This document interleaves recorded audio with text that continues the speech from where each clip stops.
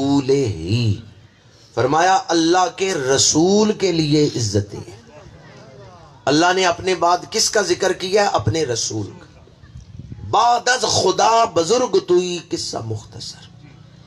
اللہ نے مخلوقات میں درجہ بندی رکھی، جمادات سے نباتات افضل، نباتات سے حیوانات افضل، حیوانات میں انسان افضل، انسانوں میں مسلمان افضل، مسلمانوں میں اولیاء افضل، اولیاء سے صحابہ و اہل بیت افضل، ان سے انبیاء افضل، انبیاء سے رسول افضل، رسولوں میں اولو العزم پیغمبر افضل، اور جہاں جا کے سارے اولو العزم پیغمبروں کے مقام کی انتہا ہو جاتی ہے، اس سے آگے میرے اور آپ کے آقا کے مقام کی ابتدا ہو رہی ہے۔ سبحان اللہ۔ خلق سے اولیاء، اولیاء سے رسول، اور رسولوں سے اعلیٰ ہمارا نبی، سب سے اولا و اعلیٰ، ہمارا نبی، سب سے اولا و اعلیٰ ہمارا نبی۔ ماشاءاللہ بڑی سرور انگیز کیفیت میں بیٹھے ہیں۔ یہ سردیوں کی دھوپ جو ہے یہ بھی ایک نشہ داری کر دیتی ہے، اور پھر بیٹھے بھی عرس کی محفل میں ہوں، ولیوں کے سامنے ہوں، تو پھر نشہ دوبالا ہو جاتا ہے۔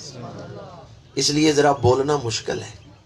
ہمارا نبی جو ہے نا، یہ پڑھتے ہوئے دل خوش ہو جاتا ہے، حضور ہمارا واہ واہ، سبحان، سب سے اولا و اعلیٰ، ہمارا نبی، سب سے بالا و والا، ہمارا نبی، خلق سے اولیاء، اولیاء سے رسول، اور رسولوں سے اعلیٰ، ہمارا نبی، ملک کونین میں انبیاء تاجدار، تاجداروں کا آقا، ہمارا نبی، مخلوقات میں جو سب سے بلند گروہ ہے وہ نبیوں اور رسولوں کی جماعت ہے، اور میرے آقا کریم اس جماعت کے بھی امام ہیں۔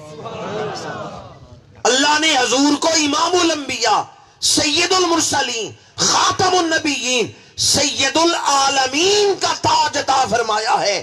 حضور سید الخلائق ہیں، افضل الخلق ہیں۔ حضور جیسا دوسرا وجود اللہ نے تخلیق ہی نہیں فرمایا۔ سبحان اللہ، کوئی مثل نہیں ڈھولن دی، سبحان اللہ، چپ کر مہر علی ایتھے، سب سے اولا و اعلیٰ ہمارا نبی۔ خود میرے آقا کریم نے یہ مضمون بیان فرمایا ہے، ترمذی شریف باب مناقب النبی، قال رسول اللہ صلی اللہ علیہ وآلہ وسلم انا اکرم الاولین والآخرین ولا فخرا، فرمایا نہ پہلوں میں کوئی میری مثل ہے، نہ پچھلوں میں کوئی میری۔ اور شمائل ترمذی میں حضور حیدر کرا شیر خدا رضی اللہ تعالیٰ عنہ کا فرمانا ہے، یقول نائتہ لم ارى قبلہ ولا بعدہ مثلا، شیر خدا فرماتے ہیں جب بھی کوئی حضور کی نعت پڑھنے کھڑا ہوگا، یقول نائتہ، اس نعت پڑھنے والے کو یہ کہنا پڑے گا لم ارى قبلہ ولا بعدہ مثلا، نہ پہلوں میں کوئی حضور کی مثل ہے، نہ پچھلوں میں کوئی حضور کی مثل ہے۔ سب سے اولا و اعلیٰ ہمارا نبی، جن کے لعاب دہن میں اللہ نے شفا رکھی، جن کے نالین کی خاک آنکھوں میں لگائی جائے بے نور آنکھوں کو نور مل جاتا ہے، جن کے پسینے میں خدا نے خوشبوئیں رکھی ہیں، جو نگاہ اٹھائیں تو تحت سرا اعلیٰ علیین تک ہر شے کو دیکھتے، جو ہاتھ اٹھائیں تو جنت سے انگوروں کے گچھے توڑ سکتے، سبحان اللہ، جو مسکرائیں تو دندان مبارک سے نور چھنتا ہے، سبحان، جن کے چہرے کی رنگت پہ نظر پڑے تو دل روشن ہو جاتا ہے، جس سے تاریک دل جگمگانے لگے اس چمک والی رنگت پہ سب سے اولا و اعلیٰ ہمارا نبی، اللہ نے حضور جیسا کوئی دوسرا بنایا ہی نہیں۔ جہاں میں نے یہ مضمون آپ کے سامنے احادیث کی روشنی میں بیان کیا اور شعر اعلیٰ حضرت کا پڑھ رہا ہوں تو یاد رکھیں اعلیٰ حضرت کا ہر شعر شاعری برائے شاعری نہیں، ہر شعر یا قرآن کی کسی آیت کا ترجمہ ہے، یا حدیث کا ترجمہ ہے، یا اقوال سلف صالحین کا ترجمہ ہے۔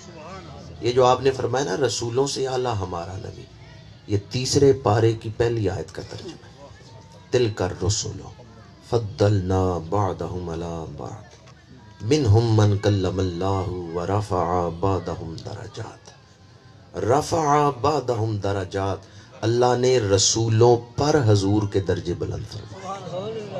کس سے حضور کے درجے بلند فرمائے ہیں؟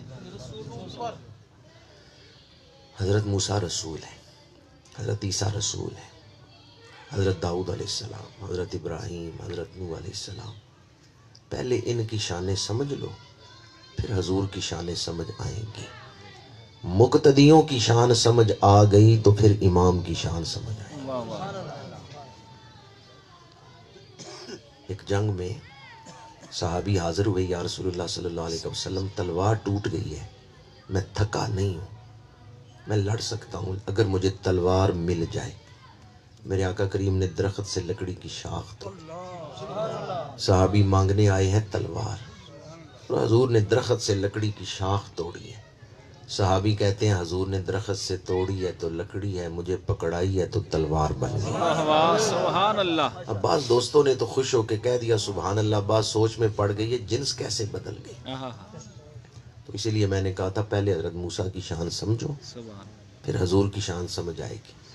یہ جنس بدلنے کا معجزہ تو اللہ نے حضرت موسیٰ کو عطا فرمایا۔ دستے پیغمبر میں لکڑی کا عصا ہے، جادوگروں کے مقابلے میں فرعون کے دربار میں کھڑے ہیں، نبی کے ہاتھ میں لکڑی کا ڈنڈا ہے، زمین پہ رکھا ہے، دوڑتا ہوا سانپ بن گیا۔ لکڑی کا عصا دوڑتا ہوا سانپ بن گیا۔ یہ جنس بدلنے کا معجزہ تو اللہ نے مقتدی نبی کو عطا کیا ہے۔ ہمارے آقا تو امام الانبیاء ہے، سب سے اولا و اعلیٰ۔ حضرت عیسیٰ علیہ السلام کی شان ہے قبر کو ٹھوکر مار کے کن باذن اللہ کہیں 100 سال پرانا مردہ قبر سے اٹھ کے کھڑا ہو جاتا ہے۔ 100 سال پرانا مردہ قبر سے اٹھ کے کھڑا ہو گیا۔ حضرت عیسیٰ نے کن باذن اللہ کہا ہے، قبر پھٹ گئی ہے، مردہ اٹھ کے کھڑا ہو گیا۔ حضرت عیسیٰ کے سامنے پیدائشی نبینے کو لائیں، آپ آنکھوں پہ ہاتھ پھیرتے ہیں، نظر مل جاتی۔ حضرت عیسیٰ کے سامنے مٹی کا بنا ہوا مجسمہ رکھیں، انی اخلق لکم من الطین کہیۃ الطیر۔ حضرت عیسیٰ فرماتے ہیں میں تمہارے لیے مٹی سے مجسمے کی شکل بناؤں، پھر اس میں پھونک مار اڑا دیتا ہوں، پر میں آیا ہوں مبشرم برسول یاتی من بعد اسمہ احمد، میں یہ اعلان کرنے آیا ہوں اصل شانوں والا رسول تو میرے بعد آ رہا۔ سبحان اللہ۔ جو حضور کا ہوکا دینے آئے وہ مردے زندہ کر لیتے ہیں، تو جن کا اعلان کرنے آئے ان کی شان کیا ہو؟ سبحان اللہ۔ سب سے اولا و اعلیٰ ہمارا نبی، سب سے اولا و اعلیٰ ہمارا نبی۔ دو مضمون میں نے آپ کے سامنے بیان کیے، ساری عزتیں اللہ کے لیے اور اللہ کے رسول کے لیے۔ ایک مسئلہ بھی عرض کر رہا ہوں، رسول کا ذکر کرنا ہے تو عام لفظوں سے نہیں، خاص لفظوں سے۔ میرے اور آپ کے منہ سے نکلے تو تھوک ہے، حضور کے دہن پاک سے نکلے تو لعاب دہن شریف ہے۔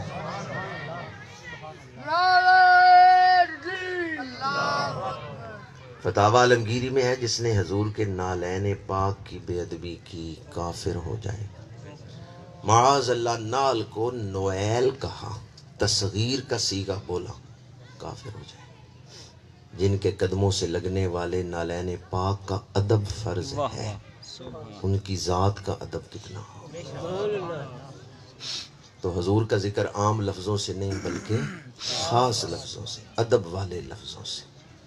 فتنوں کا دور ہے اس لیے یہ بات عرض کر رہا ہوں۔ اللہ نے حضور کو بڑی عزتیں عطا فرمائیں۔ نالین کا ذکر آیا تو عزت کا مضمون بیان کرتے ہوئے نالین پاک کے نقش کی ایک عزت بیان کر رہا ہوں۔ اس وقت دنیا میں مجھے بتائیں امریکہ، یونان، یورپ اور چائنا یا کسی برطانوی کسی علاقے کسی قوم کا کوئی ایسا رہنما ہو، لیڈر ہو، اسکالر ہو، فلسفی ہو، مدبر ہو، رہنما ہو کہ اس کے پیروں میں جو جوتے آئے ہوں جوتوں کی تعریف میں کتابیں لکھی گئی ہیں۔ پوری دنیا میں کوئی ایسا آپ کو نہیں ملے گا کہ اس کے پیروں میں جو جوتے آئے ہوں جوتوں کی تعریف میں کتابیں لکھی گئی۔ پوری تاریخ میں ایک ہستی معظم و محتشم ایسی ہے، میرے اور آپ کے آقا کریم۔ آپ کے قدمین شریفین میں جو نالین آئے ہیں، اس وقت دنیا میں 300 سے زیادہ کتابیں حضور کے نالین کے موضوع پر موجود ہیں۔ میں ایک ادنا طالب علم ہوں، میرے پاس علامہ ابن المقری کی کتاب ہے فتح المتعال فی مدح النعال، 200 نعتیں حضور کے نالین کے موضوع پر لکھی، جن کے نالین کی شان اتنی ہے۔ مولوی اشرف علی تھانوی نے بھی کتاب لکھی ہے نیل الشفا، اس کے اندر مولوی اشرف علی تھانوی نے چند بزرگوں کے نام لکھ کے ان کے حوالے سے یہ بات بیان کی ہے، اگر کسی کی دعا قبول نہیں ہوتی حضور کے نالین پاک کا نقش سر پہ رکھ کے دعا مانگے، اللہ دعا قبول فرما لے۔ کس کو سر پہ رکھ کے دعا مانگے؟ ماشاءاللہ آپ غور سے سن رہے ہیں. نالین نہیں، نالین کا نقش. نالین کی تو شان ہی بڑی عرفہ اور اللہ ہے. جس کاغذ پہ نالین کا نقش بنا ہوا ہے وہ کاغذ سر پہ رکھ کے دعا مانگو، اللہ دعا قبول کر لیتا ہے، چونکہ اس کاغذ پہ نالین پاک کا نقش بنا ہوا ہے. مولانا جامی فرماتے ہیں، چسوئے من گزر آری، منے مسکین سے نہ داری، فدائے نقش نالینت کنم جان یا رسول اللہ. یا رسول اللہ مجھ مسکین کے گھر تشریف لائیں تو میں نظر کیا پیش کروں، فدائے نقش نالینت کنم جان یا رسول اللہ. حضور جہاں میرے آقا کے نالین کا نقش لگے گا میں نقش نالین پہ اپنی جان قربان کروں. مولانا جامی نے ادب سکھا دیا ہے، کہتے ہیں نالین کی تو شان ہی بڑی اعلیٰ ہے، میں تو نقش نالین پہ اپنی جان قربان کرتا ہوں. فدائے نقش نالینت وللہ العزت ولرسول، اللہ عزتوں والا، اللہ کا رسول عزتوں والا. تیسرا مضمون جو اس آیت میں بیان ہوا ہے وہ ولایت کا مضمون ہے، وللمؤمنین.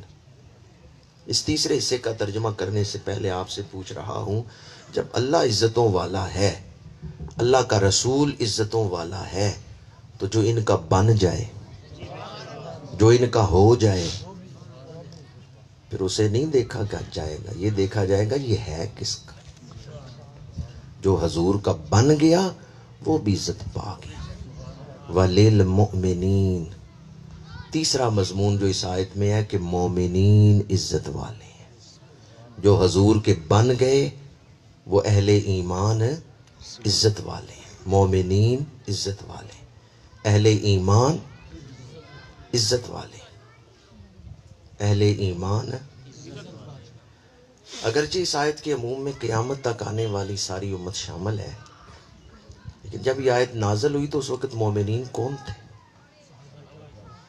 ماشاءاللہ اس وقت میں اور آپ تو پیدا ہی نہیں ہوئے. جب یہ آیت نازل ہوئی کہ مومنین عزت والے ہیں تو پہلا مصداق کون ہے؟ وہ کون سے لوگ تھے جو اس وقت مومنین تھے جب یہ آیت نازل ہوئی؟ قرآن کہتے ہیں صحابہ عزت والے ہیں. وَلَكِنَّ الْمُنَافِقِينَ لَا يَعْلَمُونَ. جو صحابہ کی عزت نہیں کرتا، قرآن کہتا ہے اس کے دل میں ایمان نہیں، وہ منافق ہے، وہ مومن نہیں. ہر صحابی کا ادب ہمارے اوپر فرض، ہر صحابی کا ادب فرض. جب میرے آقا کریم صلی اللہ علیہ وآلہ وسلم نے اعلان نبوت فرمایا، میں نہیں تھا کہ خدمت کرتا، آپ بھی نہیں تھے کہ ساتھ دیتے، حضور کی طرف آنے والے پتھر اپنے جسم پہ برداشت کرتے. جب میں اور آپ نہیں تھے اس وقت کون لوگ تھے جو حضور کی خدمت کرتے رہے؟ جب دشمن راستے میں کانٹے بچھا رہے تھے وہ کون خوش نصیب تھے جو اپنی آنکھیں حضور کے راستے میں بچھا رہے؟ گلہ نال تے ہر کوئی لائی پھرتے، لا کے توڑ نبھانیاں اوکھیاں. صحابہ کرام رضوان اللہ تعالیٰ علیہ مجمعین وہ سچے عاشق ہیں جنہوں نے قربانیاں دے کے اسلام کو پھیلایا ہے. میں اور آپ تعریف کریں یا نہ کریں، اللہ ان کی تعریف کر رہا ہے. والسابقون الاولون من المہاجرین والانصار والذین اتبعوہم بإحسان رضی اللہ عنہم ورضوا عنہ. فرمایا پہل کر کے سبقت لے جانے والے مہاجرین اور انصار میں سے، اور وہ جنہوں نے ان کی پیروی کی، اللہ ان سے راضی ہو گیا. رضی اللہ عنہم، اللہ ان سے، جن سے اللہ راضی ہے. آپ بھی راضی ہیں یا نہیں؟ جن کو حضور معاف کر دیں آپ بھی کر دیں گے یا نہیں؟ تو جو نہ کرے وہ کتنے بدبخت ہوں. جن سے اللہ راضی ہو اور یہ کہ جی ہم راضی نہیں، وہ کتنے بدبخت. صحابہ کرام پر اللہ راضی ہے، اور اللہ کا راضی ہونا یہ بہت بڑا مقام ہے. رضوان من اللہ اکبر. صحابہ کرام اس بلند مقام. تاریخ کی کتابوں سے نہ پوچھیں کہ صحابہ کون ہیں، قرآن سے پوچھیں صحابہ کون. میری کیا اوقات ہے کہ میں صحابہ کی شان بیان کر سکوں جن کو اللہ نے ایمان کا ماڈل قرار دیا. کچھ قرآن کا حیا کریں. پچھلے دنوں ہمارے ہی ایک نعت خان نے اسٹیج پہ کھڑے ہو کے نعت پڑھتے ہوئے کہا، رضی اللہ کہن والے ہور ہون گے، رضی اللہ کہن والے ہور ہون گے. اس نے قرآن کا مذاق اڑایا۔ ہمارے سٹیجوں پہ بھی ایرانیوں کا قبضہ ہو چکا ہے۔ ہمارے سٹیجوں پہ، پاکستانی مسلمانوں کے سٹیجوں پہ کس کا قبضہ ہو چکا ہے؟ ایرانیوں کا۔ عقیدہ ایرانی ہونا چاہیے یا قرآنی ہونا چاہیے؟ عقیدہ قرآنی ہونا چاہیے۔ پر آج کل ہمارے سٹیجوں پہ بھی ایرانیوں کا قبضہ ہو چکا ہے، ان کا عقیدہ بیان کیا جا رہا ہے جو ایران والوں کا عقیدہ ہے، قرآن کا عقیدہ نہیں بیان ہو رہا۔ جو رضی اللہ عنہم اس کو تدحیق کے ساتھ یا تخفیف کے ساتھ بیان کرے کافر ہو جائے، اور اس پر پیسے پھینکے جا رہے ہیں۔ کہتے ہیں رضی اللہ کہنے والے ہو رہوں گے، تدحیق کے ساتھ اور تخفیف کے ساتھ کہ ہم نہیں رضی اللہ کہتے، جبکہ اللہ نے رضی اللہ کہا۔ والسابقون الاولون من المہاجرین والانصار والذین اتبعوہم بإحسان رضی اللہ عنہم ورضوا عنہ۔ اس لیے میں آپ کی خدمت میں عرض کر رہا ہوں، ایمان کی فکر کریں۔ جو صحابہ کی بے ادبی کرتا ہے مرتے دم کلمہ نہیں نصیب ہوتا۔ جو صحابہ کی گستاخی کرتا ہے وہ قلب رسول کو اذیت دیتا ہے۔ کُلًّا وعد اللہ الحسنى۔ اور دوبارہ عرض کر رہا ہوں، صحابہ کو دیکھنا ہے تو قرآن کے آئینے میں دیکھیں، کچھ قرآن کا شرم کریں، کچھ اللہ کے کلام کا حیا کریں۔ صحابہ کی شان قرآن نے بیان کی۔ قرآن کو پس پشت ڈالنے والا ایمان کے ساتھ دنیا سے نہیں جاتا۔ ہر صحابی شان والے ہیں، پر اس مہینے کو جس سے نسبت ہے نا وہ صرف صحابی نہیں ہے۔ آپ نے اکثر یہ جملہ سنا ہوگا کہ بڑے سے بڑا ولی صحابی کے قدموں کی خاک تک نہیں پہنچ سکتا، یعنی کوئی غوث قطب ابدال کثرت عبادت سے صحابی بن سکتا ہے؟ نہیں۔ جس طرح اولیاء صحابی نہیں بن سکتے، اس طرح باقی سارے صحابہ صدیق اکبر نہیں بن سکتے۔ جس طرح باقی اولیاء عبادت کر کے صحابی نہیں بن سکتے، اس طرح باقی سارے صحابہ صدیق اکبر نہیں بن سکتے۔ اولیاء کے لیے صحابی بننا مشکل ہے، صحابہ کے لیے صدیق اکبر بننا مشکل ہے، کیونکہ صدیق اکبر صرف صحابی نہیں، جانشین رسول ہے، خلیفۃ الرسول ہے۔ جس بات کا فیصلہ حضور کر دیں پھر اس میں بحث کی گنجائش رہتی ہے؟ جو حضور کے فیصلے کو نہ مانے، رتی بھر ایمان بھی اس کے سینے میں رہتا ہے، خالی ہو گیا، ایمان سے محروم ہو گیا۔ کہ جس کا فیصلہ حضور نے کر دیا، اپنا مسلح حضور نے عطا فرمایا۔ سیدنا صدیق اکبر نے حضور کی ظاہری حیات پاک میں وصال سے پہلے 17 نمازیں حضور کی موجودگی میں پڑھائی۔ حضور نے اپنا مسلح، یہ کس کا مسلح ہے جس پہ صدیق اکبر کو کھڑا کیا گیا؟ شب معراج اللہ کے حکم سے حضور کا بازو پکڑ کے جبریل امین نے حضور کو مسلح پہ کھڑا کیا۔ جو نبیوں کے امام ہیں، نبیوں کے امام نے صدیق اکبر کو اپنے مسلح پہ کھڑا فرمایا۔ مسجد نبوی، صحابہ انتظار کر رہے ہیں، میرے آقا کریم نے فرمایا مرو ابا بکر فلیصلی بالناس، جاؤ ابو بکر سے کہو میرے مسلح پہ کھڑے ہو کے نماز پڑھائیں۔ ام المومنین عرض کرتی ہیں یا رسول اللہ صلی اللہ علیہ وسلم، میرے ابا جان نرم دل ہیں، وہ آپ کا مسلح خالی نہیں دیکھ سکیں گے۔ میرے آقا کریم نے دوبارہ فرمایا مرو ابا بکر فلیصلی بالناس۔ پھر حضرت ام المومنین حضرت حفصہ رضی اللہ تعالیٰ عنہ وہ بھی عرض کرتی ہیں، ام المومنین حضرت عائشہ صدیقہ بھی عرض کرتی ہیں۔ میرے آقا کریم نے تیسری دفعہ فرمایا جس جماعت میں ابو بکر موجود ہیں ان کی موجودگی میں کوئی اور شخص امامت کے مسلح پہ نہیں کھڑا ہو سکتا۔ نعرہ تکبیر، نعرہ رسالت، نعرہ تحقیق، نعرہ حیدری۔ حضرت صدیق اکبر نماز پڑھا رہے ہیں، سارے صحابہ پیچھے پڑھ رہے ہیں، سارے اہل بیت پیچھے پڑھ رہے ہیں۔ حضور نے حضرت صدیق اکبر کو امام بنایا تو صحابہ و اہل بیت دونوں کا امام بنایا۔ کیا مولا علی پیچھے نمازیں پڑھتے رہے ہیں یا نہیں؟ حضرت عباس، حضور کے چچا عباس اہل بیت میں، حضرت عبداللہ بن عباس پیچھے نمازیں پڑھ رہے ہیں۔ صدیق اکبر صحابہ کے بھی امام ہیں، اہل بیت کے بھی امام ہیں، اہل بیت بھی ان کے پیچھے نمازیں پڑھتے رہے ہیں۔ صدیق اکبر صحابہ اور اہل بیت دونوں کے امام ہیں۔ سیدنا صدیق اکبر کی عظمت اور شان دیکھنے کے لیے ہمارے پاس علم ہی نہیں۔ حدیث کی کتابوں میں سیدنا صدیق اکبر کا ذکر، حضور کا ذکر متن واحد کے ساتھ ہوتا ہے۔ اب اس کی تشریح کیا ہے؟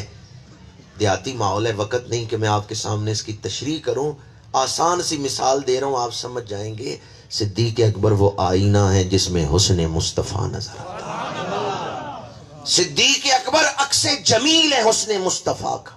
صدیق اکبر فنا فی الرسول کے اعلیٰ ترین مقام پر ہے۔ میرے آقا کریم نے اپنی ساری امت میں سے اگر کسی کو اپنے ساتھ معیت الہیہ میں شامل کیا ہے تو صرف حضرت صدیق اکبر کو شامل کیا۔ ثانی اثنین اذ ہما فی الغار اذ یقول لصاحبہ لا تحزن ان اللہ معنا، ان اللہ معنا۔ اور یہ جو ٹائٹل ہے نا ثانی اثنین، یہ تاج بھی حضور نے صرف حضور کو ہی، میرے اللہ کریم نے صرف صدیق اکبر کو پہنایا۔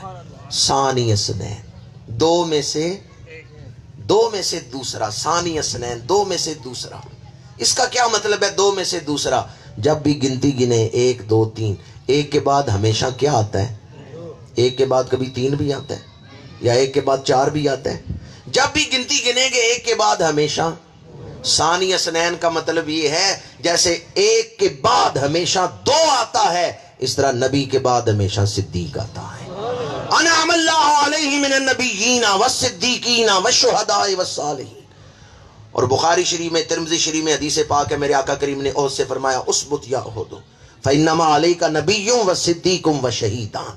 یہ ثانی اثنین کی تشریح ہے، جیسے ایک کے بعد ہمیشہ 2 آتا ہے اس طرح نبی کے بعد ہمیشہ صدیق آتا ہے۔ یہ چونکہ عنوان نہیں، اس لیے زیادہ تشریح کی طرف نہیں جا رہا، میں تو اتنا ہی عرض کروں گا صدیق اکبر دنیا میں رہے تو دل کا چہرہ ہمیشہ حضور کی طرف رکھا، اور دنیا سے پردہ کیا، قبر میں جا کے لیٹے تو قبر میں بھی چہرہ حضور کی طرف کر کے لیٹے۔ کیا مقدر ہے صدیق و فاروق کے جن کا گھر رحمتوں کے خزینوں میں۔ امام الوفا ہے حضرت سیدنا صدیق اکبر۔ وللمومنین، مومنین عزت والے ہیں، پہلا مصداق اس آیت کا صحابہ کرام، اور پھر اس کے بعد قیامت تک آنے والی امت اس آیت کے عموم میں شامل ہے۔ اولیاء کرام مومنین میں شامل ہے، اور ہر مومن جس نے بھی کلمہ پڑھا ہے اپنا دل حضور کو دیا ہے، حضور کا بن گیا ہے، وہ اس آیت کے عموم میں شامل ہے۔ آخری بات عرض کر رہا ہوں، اللہ نے اولیاء کو شانیں عطا فرمائی، عظمتیں عطا فرمائی، کمالات عطا فرمائے۔ قرآن مجید میں اللہ کریم نے اولیاء کی شان کو بیان فرمایا ہے، احادیث مبارکہ میں میرے آقا کریم نے ولیوں کی شانوں کو بیان کیا ہے۔ حضرت خواجہ خواجگاں خواجہ معین الدین چشتی اجمیری رحمۃ اللہ تعالی علیہ خراسان کے علاقے سے گزر رہے تھے، حضور کے حکم پر آپ اجمیر شریف جا رہے ہیں، بغداد شریف سے آ رہے ہیں، مدینہ منورہ سے بغداد شریف آئے تھے، بغداد سے اب نکلے ہیں لاہور کی طرف، لاہور سے پھر اجمیر شریف گئے۔ راستے میں آپ نے ایک جگہ قیام کیا خراسان کے علاقے میں، تو ایک رافضی جو صحابہ کا گستاخ تھا، ضیاء الدین بلخی، فلسفی تھا، منطقی تھا، بہت بڑا مناظر تھا، فلسفی بھی تھا، منطقی بھی تھا، مناظر بھی تھا۔ ضیاء الدین بلخی اپنے علم پہ بڑا غرور تھا اور علم میں بڑا پختہ تھا، فلسفے میں اور منطق میں۔ آیا خواجہ صاحب سے مناظرہ کرنے، بحث کرنے، کیونکہ اس کو پتہ چلا کہ ایک سید زادے ہیں، امام موسیٰ کاظم کی اولاد ہیں، اور حضرت صدیق اکبر کا ادب کرنے والے اور ان کے عاشقوں میں ہیں، حضرت فاروق اعظم کے دیوانے ہیں، سید زادے ہیں، آل رسول ہیں، صحابہ کرام کی عظمت اور محبت کا درس دیتے ہیں۔ ضیاء الدین بلخی خود بے ادب تھا، صحابہ کا گستاخ تھا، صحابہ کا۔ آ گیا خواجہ صاحب سے مناظرہ کرنے، بحث کرنے۔ خواجہ صاحب دسترخوان لگے، کھانا تناول فرما رہے ہیں، ضیاء الدین بلخی آ کے بیٹھا۔ خواجہ صاحب نے فرمایا اب یہ بات مناسب نہیں کہ میں کھانا کھاؤں اور تو بیٹھا رہے، تو بھی میرے ساتھ شامل ہو جا کھانے میں۔ اپنے ہاتھوں سے لقمہ توڑ کے آپ نے اس کے منہ میں ڈالا۔ جب وہ لقمہ اس کے حلق سے نیچے اترا نا، جب وہ لقمہ جو خواجہ صاحب نے اپنے ہاتھوں سے ڈالا تھا وہ حلق سے نیچے اترا ہے، سارا علم ختم ہو گیا۔ یادداشت ختم ہو گئی، جو کچھ علم تھا سینے میں محو ہو گیا، کوئی چیز یاد ہی نہیں رہی، بھول گیا، سوچتا ہے میں نے سوال کیا کرنا تھا، اعتراض کیا کرنا تھا، کوئی چیز یاد ہی نہیں آتی، تردد میں ہاتھ پہ ہاتھ مارتا ہے مجھے کیا ہو گیا۔ خواجہ صاحب فرماتے ہیں گھبراتے کیوں، وہ کھانا تو کھا لو، بات بعد میں کریں گے۔ دوسرا لقمہ آپ نے توڑا، دوسرا لقمہ اپنے ہاتھوں سے اس کے منہ میں ڈالا، جب لقمہ اس کے حلق سے نیچے اترا، دوسرا لقمہ، جو کچھ پہلے لقمے سے بھول گیا تھا دوسرے لقمے سے یاد آ گیا۔ خواجہ صاحب نے فرمایا میرے سچا ہونے کے لیے اتنی دلیل کافی ہے یا اور بھی کوئی دلیل دو؟ ایک لقمہ تجھے کھلایا ہر چیز بھول گئے ہو، دوسرا لقمہ دیا یاد آ گئی ہر چیز، میرے سچا ہونے کے لیے اتنی دلیل کافی ہے یا اور بھی کوئی دلیل دوں؟ ضیاءالدین بلخی ہاتھ جوڑ کے کھڑا ہو گیا، کہنے لگا میں سمجھ گیا ہوں جنہوں نے بھیجا ہے خالی ہاتھ نہیں بھیجا، تصرف کی طاقت دے کے بھیجا۔ قدموں پہ گرا، بیعت کی اور آپ کے ساتھ سفر کیا۔ وَلِلْمُؤْمِنِينَ، اللہ نے مومنین کو بڑی عزت عطا فرمائی۔ اہل اللہ کے دامن میں بہت کچھ۔ خواجہ حضرت مولانا جلال الدین رومی رحمۃ اللہ علیہ فرماتے ہیں جب کسی کامل اللہ والے کے پاس جاؤ تو ان کے باطن میں جو ولایت کا نور ہے اس کی طرف دھیان دو، باطن کی طرف دھیان دو اور ان کی نسبت کی طرف دھیان دو، جو نسبت کا فیض ان کے پاس ہے اس کے طالب بن کے بیٹھو۔ آپ بازار جاتے ہیں کوئی چیز عطر خریدنے کے لیے تو آپ بوتل نہیں دیکھتے، خوشبو دیکھتے ہیں، خوشبو سونگھ کے آپ عطر خریدتے ہیں۔ مولانا جلال الدین رومی فرماتے ہیں مرشد کے باطن کی طرف دھیان دو۔ اولیاء کے پاس ہے سب کچھ مگر لینے کا چاہیے ڈھب کچھ، فیض کے طالب بن کے جاؤ تو پھر فیض ملے گا۔ آج ہم آستانوں پہ آتے ہیں لیکن فیض سے محروم رہتے ہیں۔ اعلیٰ حضرت نے یہ سوال اٹھایا فتاوی رضویہ میں، فرماتے ہیں قبروں سے جو فیض پہلے ہوتا تھا اب کیوں نہیں ہوتا؟ یہ اعلیٰ حضرت نے سوال اٹھایا۔ پھر فرماتے ہیں وجہ یہ ہے کہ پہلے جو لوگ حاضری دیتے تھے قبروں پہ وہ شریعت کی پابندی کر کے پھر حاضری دیتے تھے، اور اب لوگ جو حاضری دیتے ہیں وہ اس پابندی کے ساتھ نہیں جاتے، شریعت کے آداب کے ساتھ حاضری نہیں دیتے۔ قبروں والے ان پہ خوشی نہیں ہوتے، جب خوش نہیں ہوتے تو فیض کیسے عطا کریں؟ اعلیٰ حضرت فرماتے ہیں شریعت کی پابندی کر کے روزے پہ حاضری دو، روزے والے تمہیں فیض عطا فرمائیں گے۔ جہاں سے میں نے گفتگو شروع کی تھی وہیں لا کے گفتگو سمیٹ رہا ہوں کہ اگر شریعت کی پابندی کر کے حاضری دیں گے تو اہل اللہ کے مزارات سے فیض نصیب ہوگا۔ اللہ تعالی ہمیں شریعت مطہرہ کی پابندی عقیدے اور عمل میں شریعت مطہرہ کی پابندی نصیب فرمائے۔ اولیاء کے فیض کے لیے ادب اور خدمت، یہ دو چیزیں اہم ہیں۔ جو ادب کرے گا اور خدمت کرے گا، اقبال کہتے ہیں تمنا درد دل کی ہو تو کر خدمت فقیروں کی، نہیں ملتا یہ گوہر بادشاہوں کے خزینوں میں، ما علینا الا البلاغ۔